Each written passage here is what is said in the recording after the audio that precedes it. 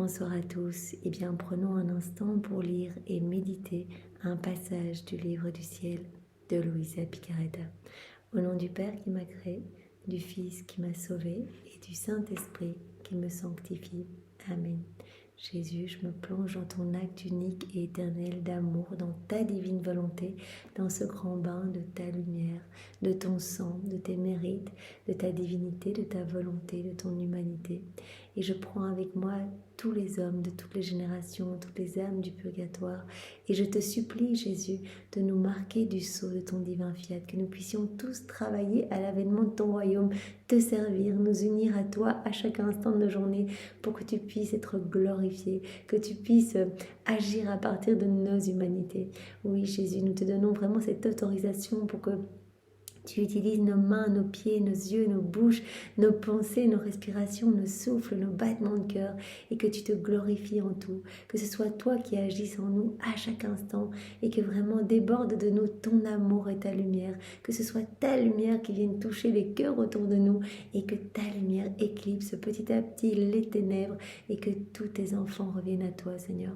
Seigneur, nous te supplions que chacun de nos battements de cœur soit pour toi une déclaration d'amour. Nous avons cette intention vraiment de réparer par chacun de nos mouvements conscients et inconscients, de t'offrir toute la gloire, l'amour, l'honneur, les adorations, les louanges que tu aurais dû recevoir. Eh bien, si les hommes n'avaient pas quitté la divine volonté, si le péché n'était pas présent, Seigneur, nous entendons réparer au nom de tous par chaque microseconde de notre existence. Merci Jésus de venir maintenant toucher nos cœurs, de toucher nos intelligences pour que nous puissions accueillir favorablement ce nouvel enseignement que tu nous donnes pour nous faire grandir en sainteté, pour nous faire grandir dans cette ressemblance avec toi, que tu nous donnes pour vraiment nous transformer, Seigneur, alors que rien ne se perde et que ces mots bénis puissent descendre en nous, que nous puissions vraiment les laisser s'infuser dans toutes nos cellules et que nos vies vraiment se modifient, que nos vies te servent, Seigneur, que nos vies portent de beaux fruits pour toi, pour ta gloire, celle de ton Père et celle de l'Esprit Saint. Merci Jésus de parler maintenant à travers ma bouche.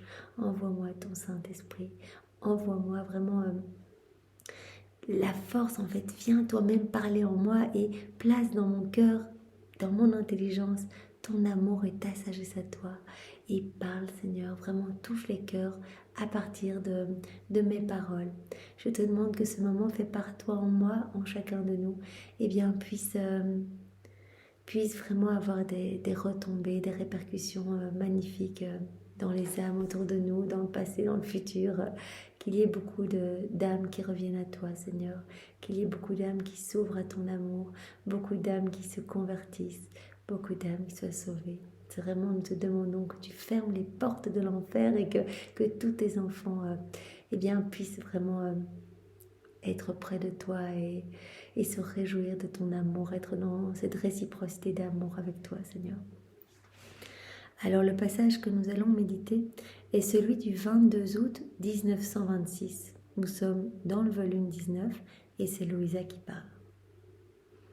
Je me sens comme immergée dans la volonté éternelle de mon adorable Jésus et je fais de mon mieux ma ronde à travers toute la création pour tenir compagnie à tous les actes que la divine volonté opère en elle. Comme d'habitude, Luisa elle est en train de faire sa ronde dans l'œuvre de la création et donc elle place son amour, c'est je t'aime, je t'adore, je te loue Jésus dans chaque élément créé pour tenir compagnie à la divine volonté opérante et agissante en tout, en chaque élément créé, pour tenir compagnie à l'amour de Dieu, pour donner un retour à l'amour de Dieu au nom de tous. Je faisais cela lorsque mon très grand et unique bien se fit voir en mon intérieur, qui me regardait et comptait tous mes actes un par un pour les placer autour de lui et s'en délecter. Donc cela fait immensément plaisir à Jésus quand on fait des actes dans sa divine volonté, qu'on prie en union avec lui, qu'on répare avec lui, qu'on fait nos rondes en union avec lui. Eh bien, il place tous ces petits actes de lumière, tous ces actes qu'il fait en nous, en fait, il les place autour de lui. Et il s'en réjouit, il s'en délecte. Puis il me dit, « Ma fille, je fais le compte de tous tes actes pour voir s'ils atteignent le nombre fixé par moi.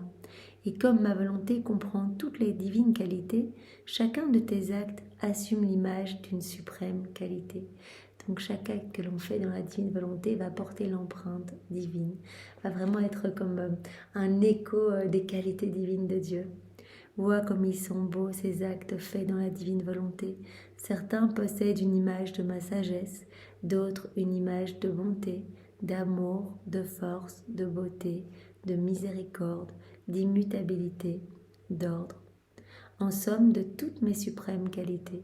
Donc tout est comme un rayon en fait. Si on peut imaginer la divine volonté comme un soleil, eh bien chaque acte que l'on fait dans la divine volonté, c'est comme un rayon portant une des qualités divines, un des attributs divins.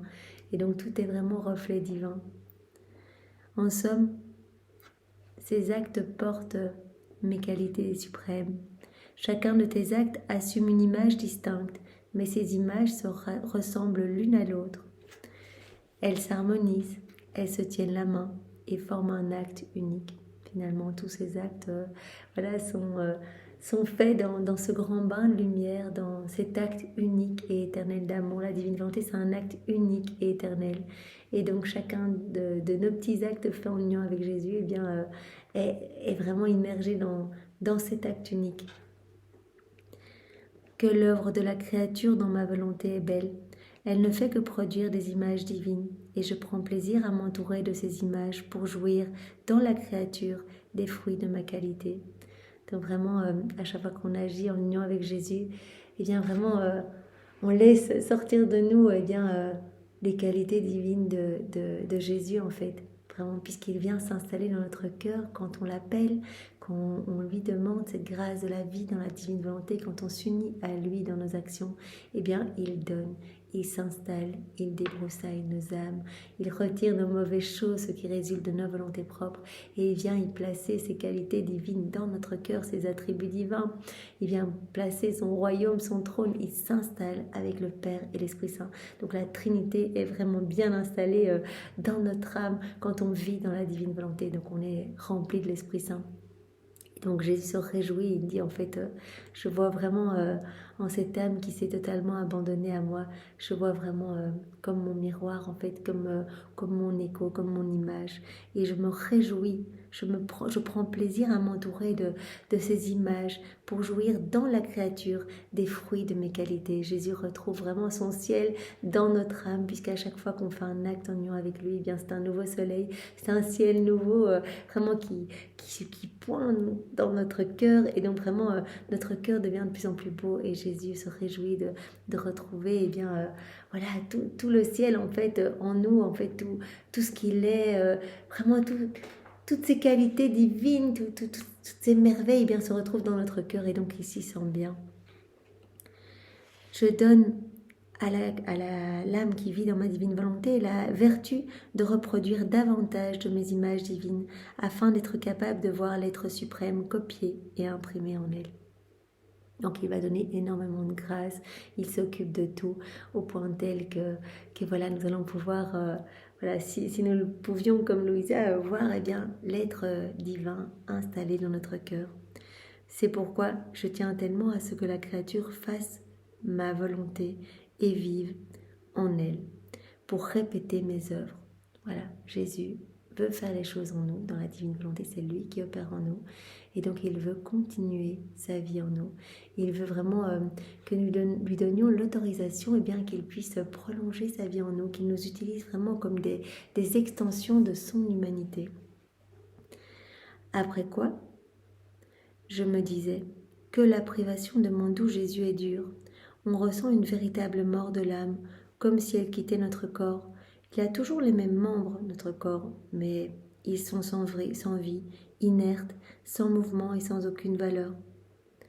C'est ainsi que ma pauvre petite âme m'apparaît sans Jésus. Elle possède les mêmes facultés, mais vide de vie. Lorsque Jésus n'est plus là, la vie, le mouvement et la chaleur me quittent.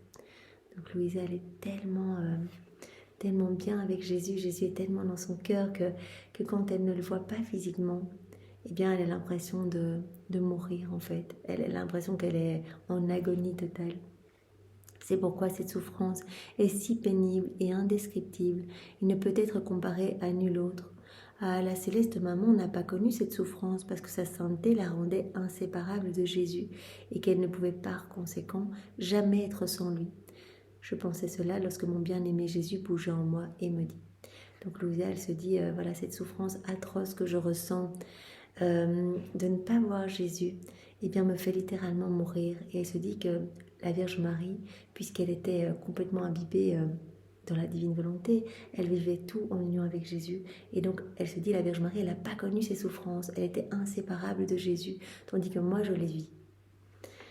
Alors, Jésus vient directement rectifier les pensées de Louisa en disant, là, tu te trompes. Toi aussi, tu vis dans ma divine volonté et donc tu es inséparable de moi, même si tu ne me vois pas physiquement. Je t'ai déjà expliqué que si je ne me montrais pas physiquement, eh bien, c'est parfois que je dois exercer ma justice divine quelque part et donc que quand je viens te voir, eh bien, tu me désarmes totalement puisque j'entends mes propres prières à travers ta bouche, j'entends mes propres réparations et donc finalement, je ne peux pas agir et exercer ma justice et parfois, elle a besoin de se déverser pour que des âmes eh bien, soient sauvées. C'est un ultime stratagème d'amour que j'utilise pour sauver mes enfants. Donc parfois, je m'abstiens de venir pour que ma justice puisse s'exercer et parfois, eh bien...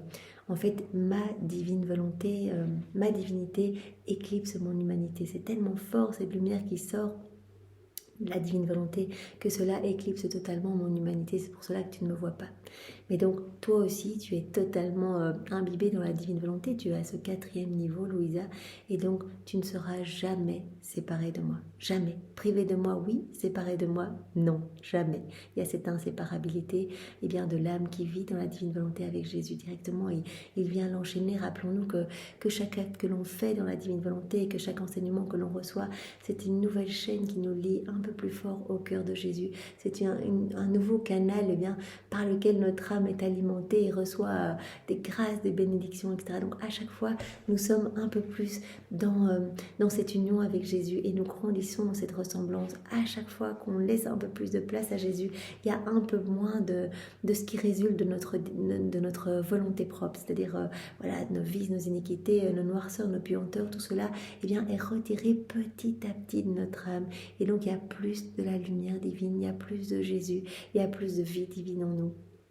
La divine volonté est libre eh bien, d'agir et d'opérer. Donc, être séparé de Jésus, jamais. Être privé de Jésus, peut-être privé de voir son humanité.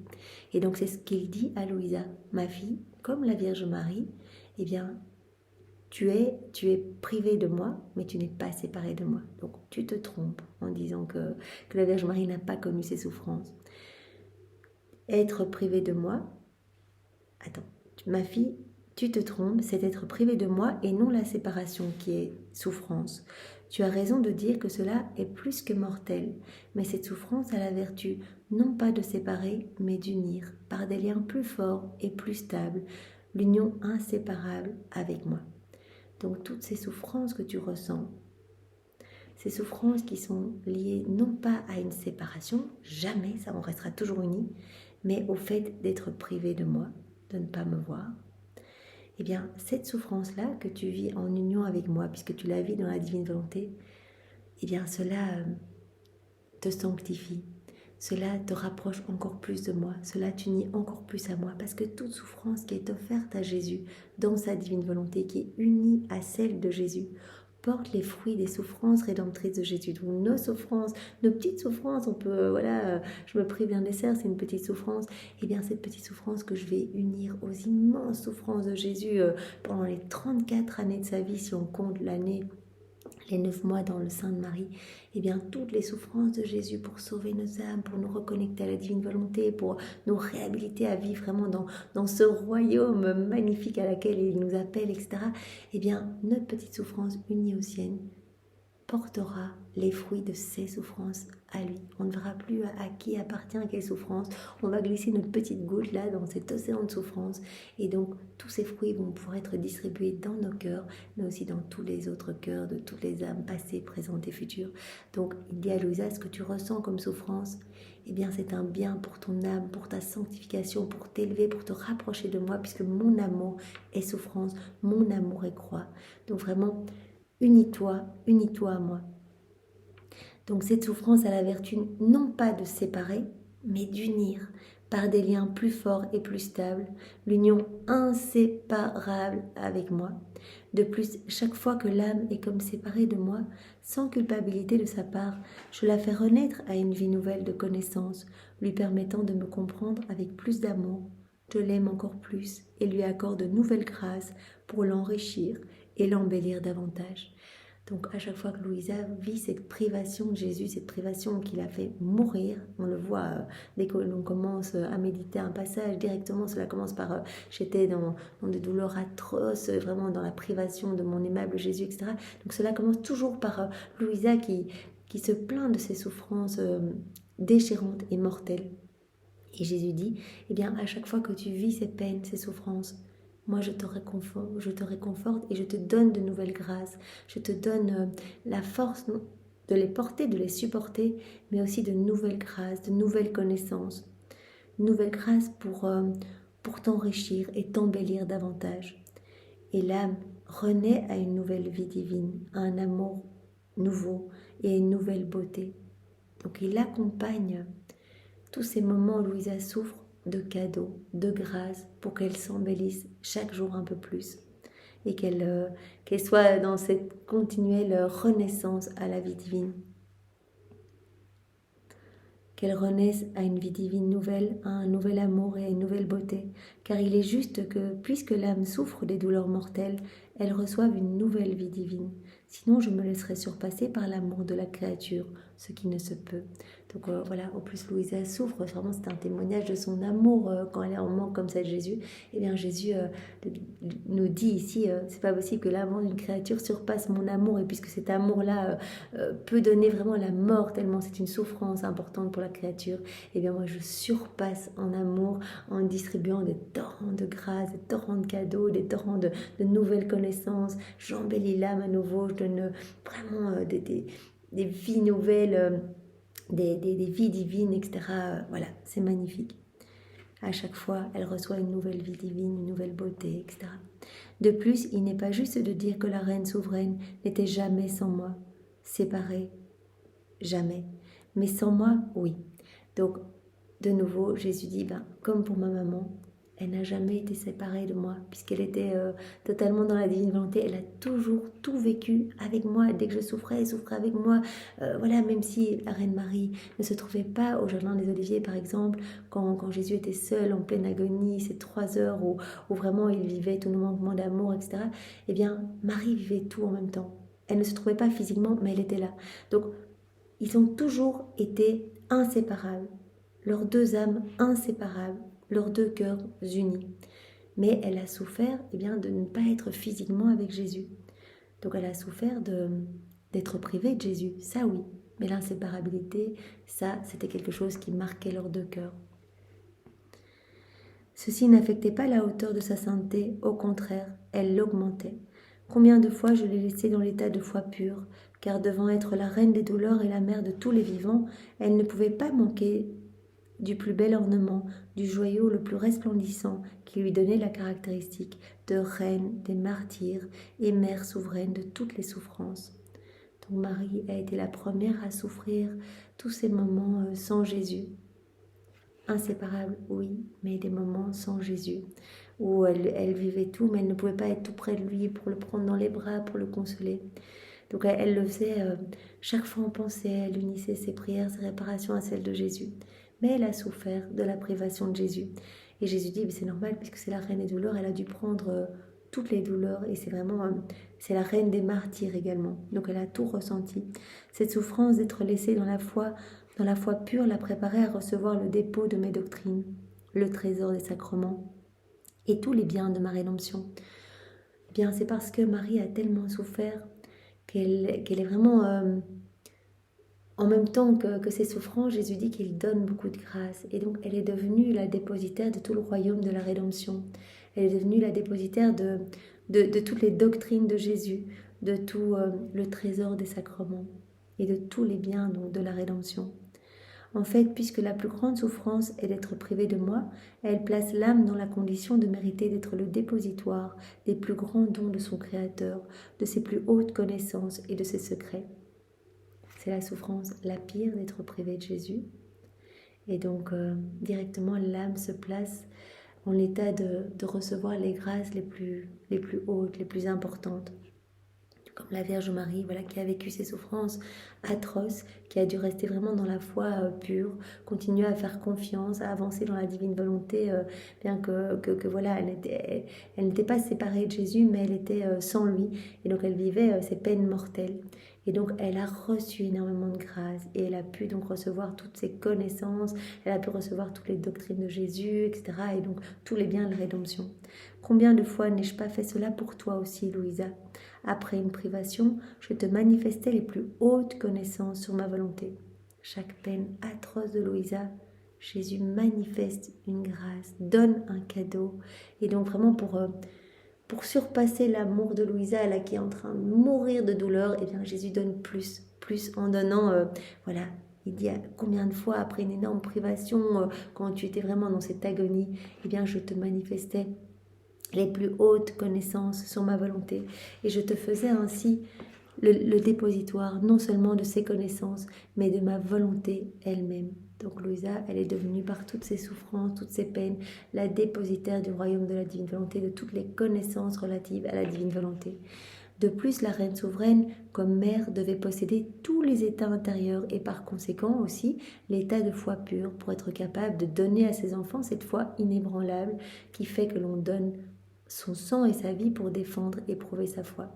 Donc elle devait être vraiment la dépositaire de la foi la plus parfaite, puisqu'elle elle devait nous donner après cette foi à nous, ses enfants, qu'on soit prêts à donner notre vie pour le Seigneur, etc.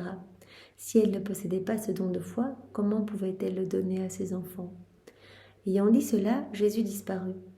Mais mon esprit pensait à bien des choses étranges, et peut-être même insensées, et je m'efforçais de faire mes actes dans l'adorable volonté de Dieu. Donc vraiment, Louisa, même quand là, elle est un petit peu perturbée, elle pense à des choses étranges, elle revient direct. Toujours immergée en Dieu, elle fait ses actes, elle fait ses rondes, elle remercie, elle loue, elle bénit au nom de tous. Mais en faisant cela, je me disais, si la vie dans le suprême royaume de la divine volonté exige autant d'attention, tant de sacrifices, ils seront très peu à vouloir vivre dans un royaume si saint. Elle se dit, eh bien, si vivre dans la divine volonté, cela appelle, cela met l'âme dans un tel état de souffrance, comme ce que je vis, ce que la Vierge Marie a vécu et continue à vivre, toutes ces peines, ces souffrances, eh bien, voilà, ça ne va pas être très vendeur. Il y aura peu d'âmes qui voudront se plonger dans le royaume de la divine volonté en se disant, oui, mais qu'est-ce qui nous attend en termes de souffrance ? Et mon doux Jésus revint et me dit, ma fille, celui qui est appelé à être à la tête d'une mission doit non seulement embrasser tous les membres, mais régner et dominer sur eux en se constituant lui-même la vie de chacun d'eux, tandis que les membres ne donnent pas vie à la tête, ni ne font tout ce qu'elle fait, chacun faisant plutôt ce qu'il veut. Jésus dit, il y a une grande différence entre la personne qui est à la tête de la mission, qui elle doit tout souffrir pour tous les membres qui font se greffer à la suite, donc nous, tous les petits maillons à la suite de Louisa. On n'est pas appelé à avoir ce rôle de chef de file, à avoir toutes les souffrances que Louisa a connues. Elle a été alitée pendant 40 ans, mais c'était pour vraiment décaper son âme, pour qu'elle puisse recevoir tous ses enseignements. Jésus l'a vraiment travaillé, l'a visité tous les jours, a gravé en lettres d'or dans son cœur, etc. Donc lui demander une attention constante, lui demander, je me rappelle dans les premiers volumes, voilà, lorsqu'elle était à la messe et qu'elle était assise un peu trop confortablement, elle entendait directement une voix à l'intérieur, c'était la voix de Jésus qui lui disait, mais tu es trop confortable sur ta chaise, assieds-toi sur la moitié de la chaise, rappelle-toi que moi je n'avais comme repos que ma croix, ou quand ses yeux se perdaient un petit peu bien sur les ornements à l'église, il disait, mais recentre-toi sur moi, rappelle-toi que moi je n'ai avancé que pour sauver les âmes, et j'étais dans la souffrance continuelle, chaque microseconde après microseconde je souffrais pour le salut des âmes. Donc, chaque fois il la recadrait. Et donc, nous ne sommes pas appelés non plus à un tel degré de souffrance. Nous, ce sera vraiment à notre toute petite échelle, parce qu'elle, c'est la dépositaire de tout le royaume. C'est la chef de file, et donc, elle doit tout recevoir. Et donc, c'est normal qu'elle ait vraiment une mission différente que nous. Donc nous, on est vraiment les petits membres, on se greffe et on peut bénéficier de tous les fruits. Il suffit qu'on dise oui, il suffit qu'on se plonge dans les écrits du ciel et c'est parti. Le Seigneur fait le boulot en nous et on peut jouir vraiment vraiment des grâces, des bénédictions. Enfin, c'est vraiment magnifique. Ainsi, celui qui est appelé à être à la tête d'une mission, embrassant tout ce qui est nécessaire afin d'être capable d'accomplir la tâche qui lui a été confiée, souffre plus que quiconque et les aime tous, prépare la nourriture, la vie, les leçons, les fonctions, selon la capacité de ceux qui veulent suivre sa mission. Louisa, elle prépare tout et c'est pour cela qu'elle doit souffrir beaucoup. Ce qui est nécessaire pour toi, qui doit former l'arbre avec toute la plénitude de ses branches et la multiplicité de ses fruits, ne sera pas nécessaire pour ceux qui doivent être seulement les branches ou le fruit. Nous, on va être juste les petites branches. Louisa, elle doit former tout l'arbre et donc ça nécessite vraiment un long travail de dépouillement, de purification, etc. Nous, voilà, on va se greffer. Et voilà ce que Jésus dit, leur tâche, donc à nous, les petites branches qui allons nous greffer sans mérite, là, les ouvriers de la dernière heure, leur tâche sera de rester incorporés à l'arbre afin de recevoir les humeurs vitales qu'il contient. On devra juste rester focus, voilà, pour vraiment rester dans la divine volonté, inviter Jésus dans nos actions, parce que vraiment c'est tout facile quoi, en fait, nos actes préalables le matin, et puis appeler Jésus tout au long de la journée, et voilà, c'est bon. Directement, le Seigneur opère en nous et petit à petit, il va nous donner sa santé divine, alors qu'on n'a vraiment rien à faire, pas de mérite, pas d'exercice de vertu, etc. Juste laisser Jésus agir en nous.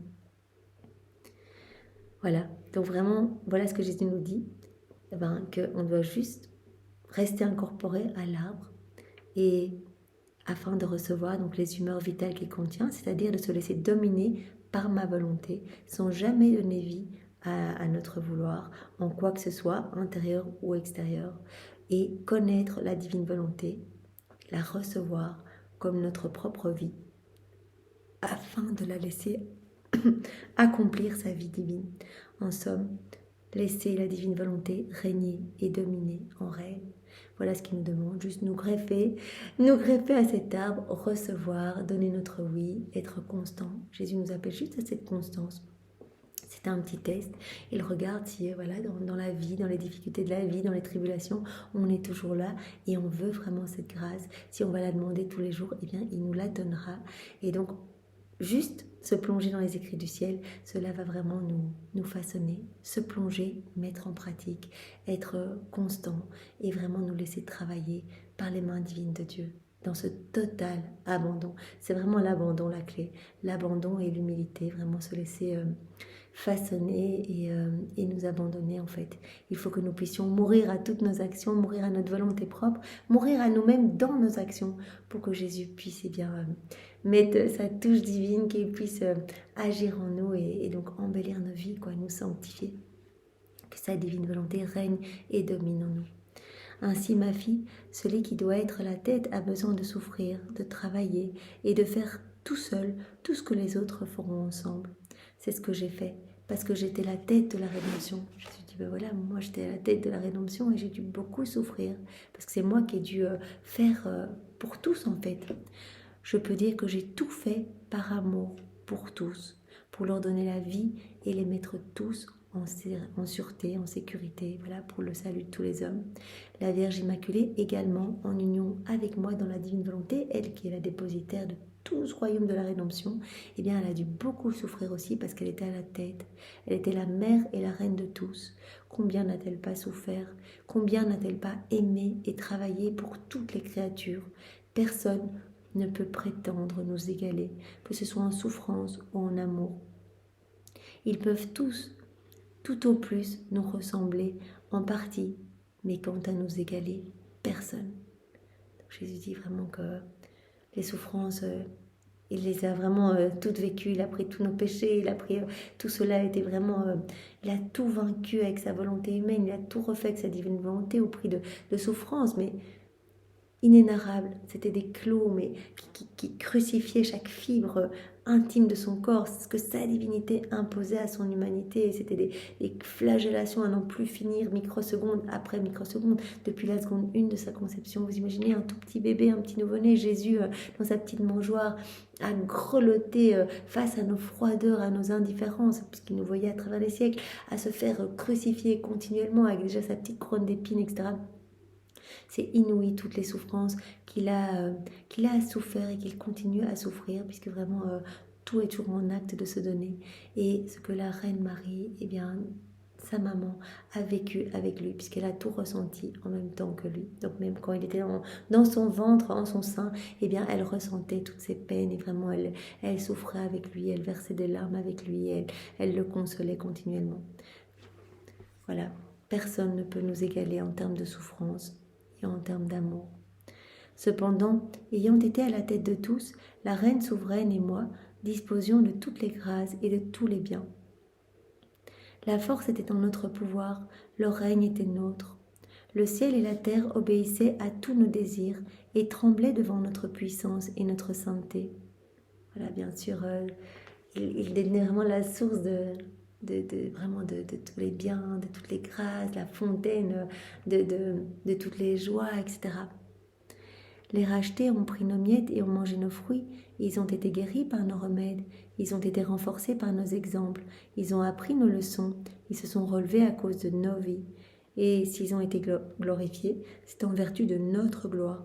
Mais la puissance est toujours nôtre. La source vivante de tous les biens jaillit toujours de nous. Cette source est toujours vraiment, voilà, dans le cœur de Jésus et de Marie, dans leurs deux cœurs unis. C'est la divine volonté en fait qui contient tout, qui contient tous les biens. Si bien que si les rachetés s'éloignent de nous, ils perdent tous les biens et retombent dans la maladie et la pauvreté encore plus qu'avant. C'est ce que signifie être la tête. Voilà, Jésus explique que Louisa est à la tête du royaume de la divine volonté, voilà, de ce fiat de la sanctification, comme Marie eh bien, est à la tête de la rédemption, comme Marie unie à Jésus, eh bien, ils sont à la tête du royaume de la rédemption. Et donc, à chaque fois qu'on est à la tête, on est vraiment on détient la source de toutes les grâces, de tous les biens, etc. Voilà. C'est ça que signifie. C'est cela que signifie être la tête. Il est vrai que l'on souffre grandement, que l'on travaille beaucoup et qu'il faut préparer la nourriture pour tous, mais tout ce que l'on possède surpasse tout et toute chose. Il y a une telle distance entre celui qui est à la tête d'une mission et celui qui doit en être membre que la tête peut être comparée au soleil et le membre à une toute petite lumière.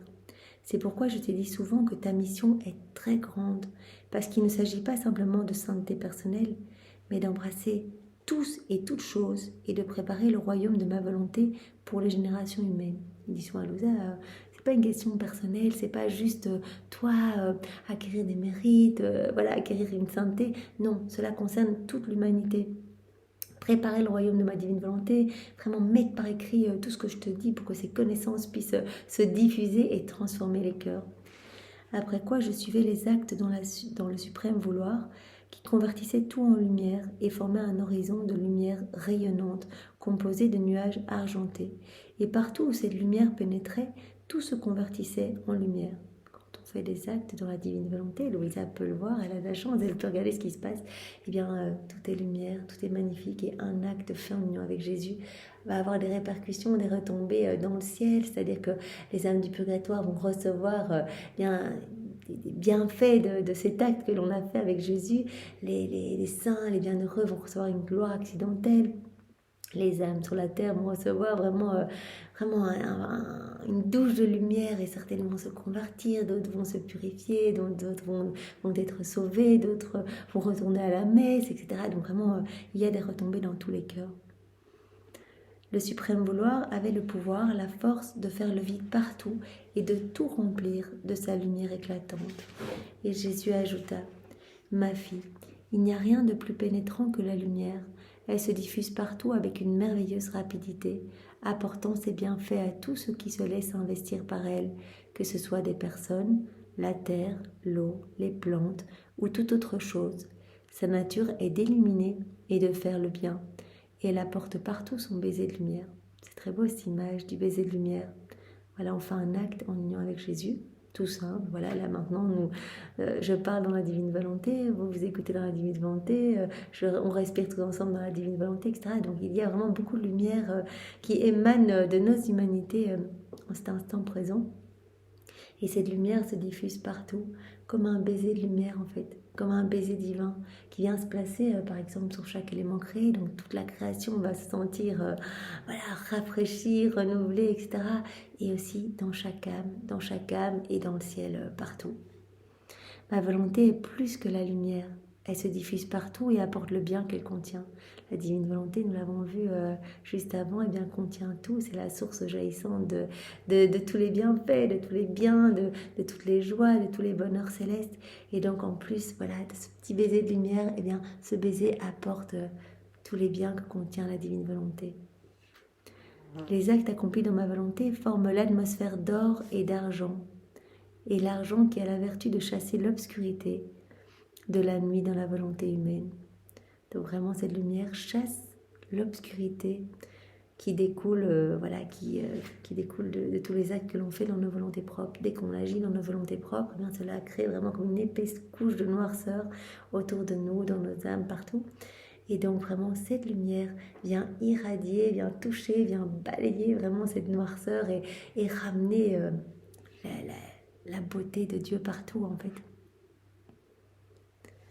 Et avec sa lumière bienfaisante, elle apporte le baiser du vouloir éternel pour disposer les créatures à vouloir entrer dans le royaume du fiat suprême. Donc à chaque fois qu'on fait des actes, cette lumière se répand partout et cela dispose les cœurs à s'ouvrir à cette grâce qu'est la vie dans la divine volonté.